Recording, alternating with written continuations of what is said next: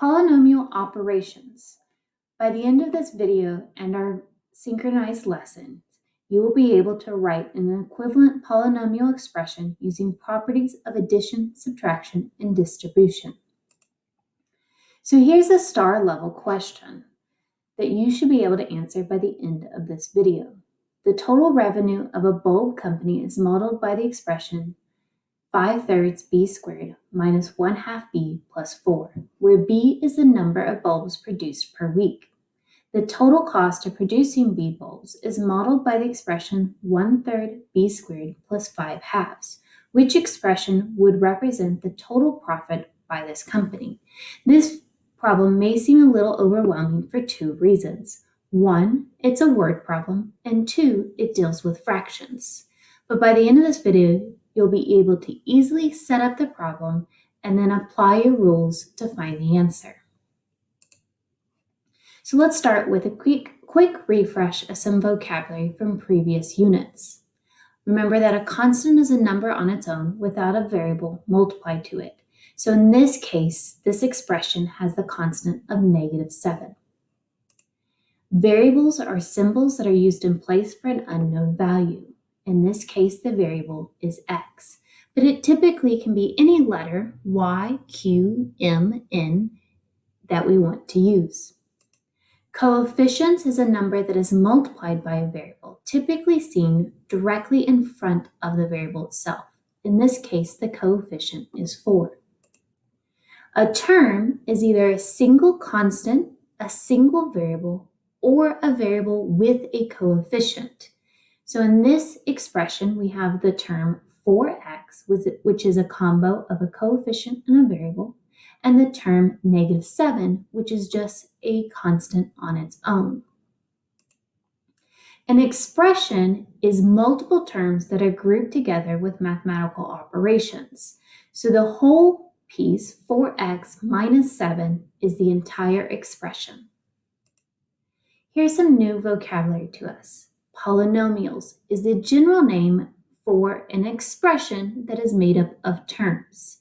It can be one term, it can be 5 terms, it can be 100 terms. Poly just means many. Nomial means term, so many terms. Here we have an example of a polynomial, 5xy squared minus 3x plus 5y to the third minus 3. Polynomials can have exponents that are positive integers. So on the right, you have an exponent of -2, that is not a polynomial, and where x is on the bottom or denominator of a fraction, that is also not a polynomial. Again, a polynomial has to have positive integer exponents. It could have an exponent of 0, which really would mean there would be no exponent at all, like a constant of -3, an exponent of 1, where we have x to the power of 1. You can have an exponent of 2, like y to the second power, or you can even have an exponent of 3 or any other positive integer. Now, remember that a polynomial is just many terms. It's a general name. So if you have one term, then we can call it a monomial, a polynomial of one term. A binomial would have 2 terms. So in this example, 5x is a term and -1 is a term. If you have 3 terms, it is called a trinomial. This trinomial has a term of 3x, a term of 5y squared, and a term of -3. You're going to hear the word binomial and trinomial quite a bit throughout this unit. We'll also use the words polynomial and monomial as well. So what are we doing today? We will be doing 3 main things: finding or creating equivalent expressions, which are expressions that work the same even though they look differently. If 2 algebraic expressions are equivalent, then the 2 expressions have the same value when we plug in the same value for the variables. In this example, I'm choosing the random value of 5. And if I plug it into the left side, 3 times 5 is 15, plus 6 is 21. On the right side, if I plug 5 in, 5 plus 2 is 7, times 3 is 21. When you're checking equivalent expressions by plugging in a number, like in this case 5, you can really choose any number that you want. But I suggest not choosing 0, 1, or 2 because sometimes those will show their equivalent when they're really not. So 5, 10, 20, those are great numbers that you can easily plug in. We will be combining like terms, which is the process of simplifying an expression by first identifying if terms are like and then adding the coefficients and keeping the variables. Remember that like terms contain the same variable raised to the same power. Using colors, like in this case blue or yellow, or even different shapes, which you'll see later in this presentation, are a great way to keep like terms identified together. So in this case, combining like terms 2 and 3 give you 5, and combining the like terms of x squared and 6x squared gives you 7x squared, so that the original expression x squared plus 2 plus 6x squared plus 3 is equivalent to 7x squared plus 5. We will also be distributing, which is the process of multiplying one polynomial to each term of a second polynomial. We've used distributive property in the past, but only with a coefficient or number on its own. Today, we will also be distributing a combination of coefficients and variables, like in this example of 2x squared. We can use arrows to keep our work straight to make sure that we distribute or multiply to each term inside the parentheses, and in the end, we will create, again, equivalent expressions. So let's go ahead and get started. The first thing that you want to make sure you can do is identify if terms are like terms or unlike terms. Remember, to be a like term, you have to have the same variable and the same exponent on that variable. So in example A, you have the variable of x as part of the term 3x, and in the term negative 7x, the variable is x. So the same letter or variable x to x, and they both have an exponent of 1, which is not shown here. So these are like terms. In B, 2y and 3y squared. You might think they're like terms because they're both y's, but because the first term is just y to the power of 1, and in the second term you have y to the power of 2, those are not like terms. Remember, same variable, same exponent. That's really important. So C, negative 3t, 5u. Right off the bat, they're different letters used for the variables, so these are not like terms. D, negative 4a to the third and 3a to the third. The variable in both terms is a, and they both have the exponent of 3, so these are like terms. Once you know if terms are like or not, you can actually combine them. So negative 9y, negative 8y can be combined to be negative 17y. Notice that I just combined the two coefficients, negative 9 and negative 8, to be negative 17, but I keep the variable as is. I don't change or combine the exponents of the variable at all. So in the next one, negative 3y to the fifth plus 4y to the fifth. Those are like terms. They both have a y to the fifth, which I'm going to keep the y to the fifth and then combine their coefficients. Negative 3 plus 4 is negative 1. Sorry, positive 1. So 1y to the fifth or y to the fifth. Pause this video and I want you to try C. Okay, so notice they are like terms because they're both terms have u to the power of 2. So we can keep u squared and combine the coefficients negative 3 and positive 2 to give us negative 1 u squared or negative u squared. So let's kind of put this together. When we're adding or subtracting like terms, the first thing that you want to do is identify like terms and then combine them. So I'm going to use shapes to identify like terms. I've circled 2x and negative 5x because they both have the x to the power of 1. I've put a triangle around the like terms of positive 3y and positive 8y. So when I combine the 2x and the negative 5x, I get negative 3x. And when I combine 2y and 8y, I get 11y. Pause this video and try the second example.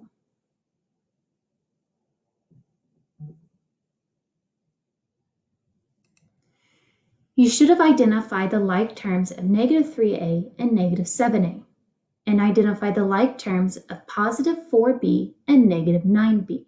When you combine these, you should have got negative 10a minus 5b. So let's try some distribution. When we distribute, we'll continue the process of identifying like terms and then combining them. So in our first example, I see that I have parentheses, and right in front, I see a negative. So I need to distribute that negative or negative 1 to the terms 3x and 4.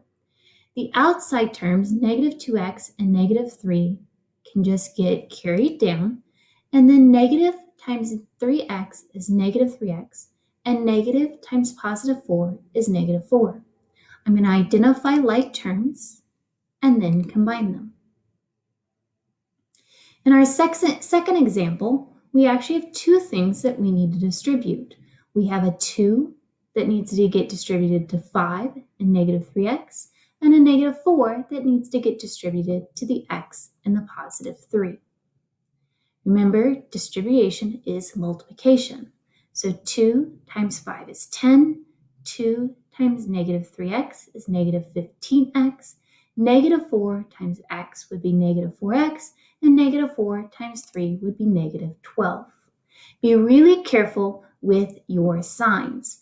I can see a lot of students making the easy mistake of distributing a 4 and not a negative 4, or distributing the negative to just the first term of x, but not to the second term of the positive 3. So be really careful when you have negatives. Then I'm going to identify like terms and combine them.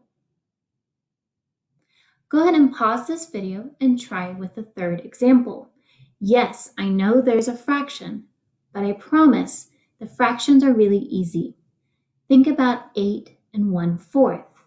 1/4 times 8 is the same thing as 1 times 8 divided by 4.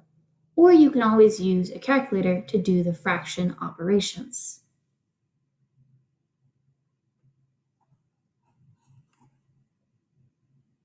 So when you distribute the negative and then also the 1/4, you should get 2y minus 5 plus 2y to the third plus 2y to the third minus 1/2 y.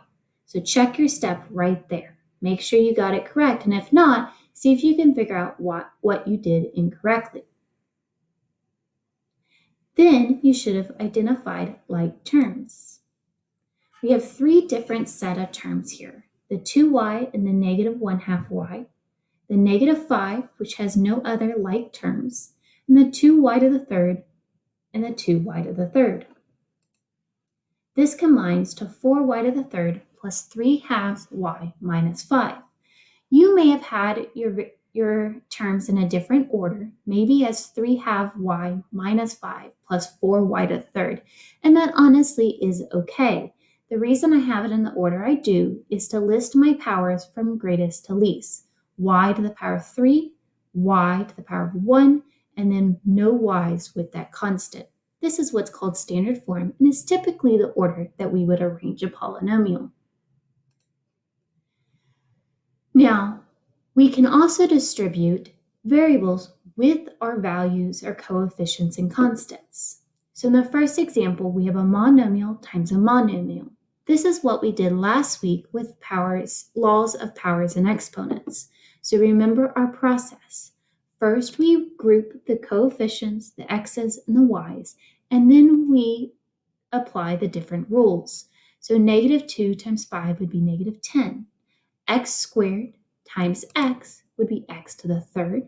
Y times y to the seventh would be y to the eighth. In our second example, we have a monomial, negative 2x, times a binomial, x squared plus 3x. It's the same process, it's just the negative 2x on the outside needs to get distributed to both terms of the binomial. So again, distribution is the process of multiplying. So I'm going to multiply negative 2x times the inside term of x squared and the outside negative 2x times the second term of 3x. Negative 2x times x squared is negative 2x to the third. Negative 2x times 3x is 6x squared. So for a monomial times a trinomial, I'm going to multiply the outside term of 5x to all three terms on the inside. So 5x squared times the inside term of negative 2x to the fourth, 5x squared times the inside term of 3x, and 5x squared times the inside term of negative 6x. I'm going to work each section by itself. 5 times negative 2 is negative 10. X squared and x to the fourth is x to the sixth. The second piece, 5 times 3 is 15. X squared times y is x squared y.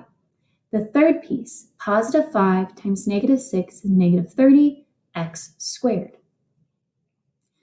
So, see if you can try it on your own. Pause this video, work the problem, and then start playing it again.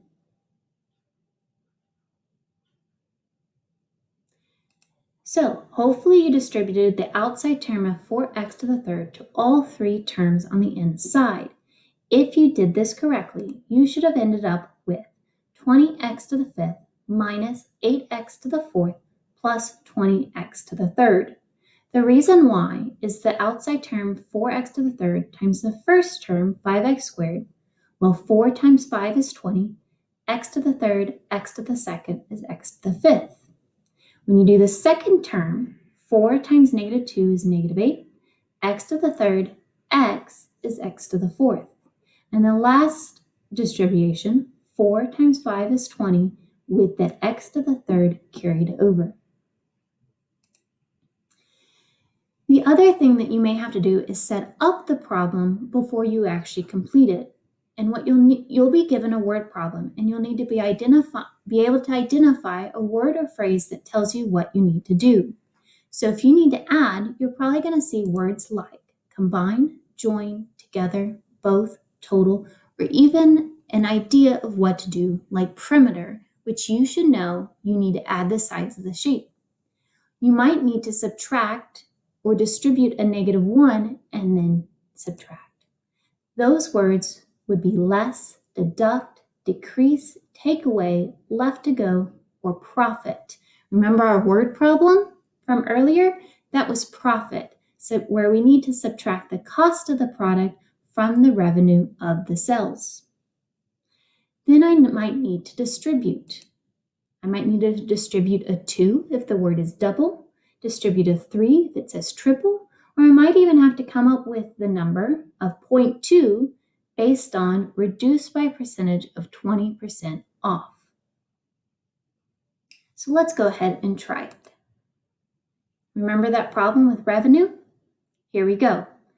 The problem said, which expression would represent the total profit earned by the company? Well, remember, total profit is equal to the revenue minus the cost. They told us in the first sentence that the revenue was 5/3 b squared minus 1/2 b plus 4. I need to subtract the cost in the second part of the problem, 1/3 b squared plus 5/2. Notice that I put parentheses around the expression to keep it all together. So the expression for revenue is in the first set of parentheses, and the expression for cost is in the second, and I'm going to subtract. Now, the first thing I need to do is deal with that subtraction sign by distributing a negative 1. I'm going to keep the first expression as is because I don't need to distribute. Then I can distribute a negative to the 1/3 b squared, and I can distribute the negative to the positive 5/2. Now I'm going to identify like terms. I have 5/3 b squared and negative 5b squared. And if I combine those, the fractions have common denominators, so 5 minus 1 is 4. Keep the denominator of 3, so 4/3 b squared. If I stop here and look at my answer choices, I notice that two of the answer choices do not have a 4/3 b squared as part of the answer. My next like term is -1/2 b. There are no other b's to combine, so I'm just going to keep that expression. Then I have a constant of 4 and a constant of -5/2. Those are like terms which combine to be +3/2. Remember, you can always use a calculator to do the operations of fractions. If I look at the answer choices I have left, there's only one that has 3/2 as my constant, and that would be C. So as a quick summary, you need to know when and what to distribute. Here's two examples where you don't need to distribute at all. The first example just has a +1, or there's no parentheses at all. If you have a negative sign between the parentheses, you do need to distribute a -1, which will change the sign of each piece on the inside. You may need to distribute a coefficient. In this case, that would be a +3. Or you might need to distribute a variable, in this case, 2x to the third. You need to know when terms are like, and that's if they are the same letter and the same power. So in this case, we have the like terms of 4, there's no other constant. We have the like terms of 3x squared and -6x squared, because they both have the letter or variable x, and they both have the exponent or power of 2. You have the like terms of 8x to the third and -7x to the third. They both have the variable of x with a power of 3. And then you have the term 12x to the fifth. There are no other x to the fifth terms. Once you've identified the like terms, then you can combine them. Be really careful with your positive and negative signs, as well as any fractions that might exist. For the example that we identified the like terms, if you combine them, you should get 4 minus 3x squared plus x squared plus 12x to the fifth. Or if I put it in standard form where the highest power is first and they go down from there, you would have 12x to the fifth plus 3x to the third minus 3x squared plus 4.